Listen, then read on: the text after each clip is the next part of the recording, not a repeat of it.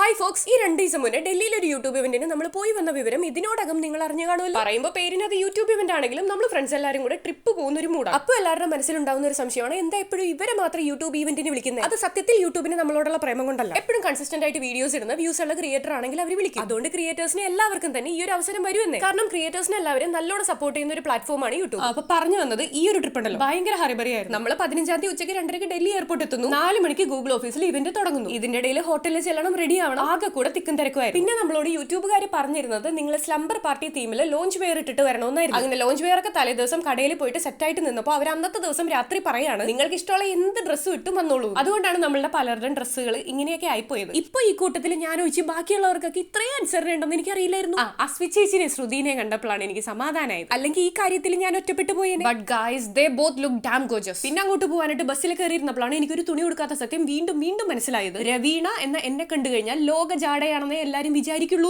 ആദ്യം അമൃത പറഞ്ഞു കൂട്ടത്തിൽ ഏറ്റവും ജാടയായിരിക്കും എന്ന് വിചാരിച്ചത് തന്നെയാണ്. എനിക്കാണെങ്കിൽ മുടി അയച്ചിട്ട് കഴിഞ്ഞാൽ ഫ്രണ്ടിലത്തെ പോർഷൻ ഹെയർ ഫ്ലിപ്പ് ചെയ്യുന്ന ഒരു സ്വഭാവമുണ്ട്. അതും കൂടി കണ്ടു കഴിഞ്ഞാൽ ഞാൻ ജാടയാന്ന് എല്ലാരും വിചാരിക്കുള്ളൂ.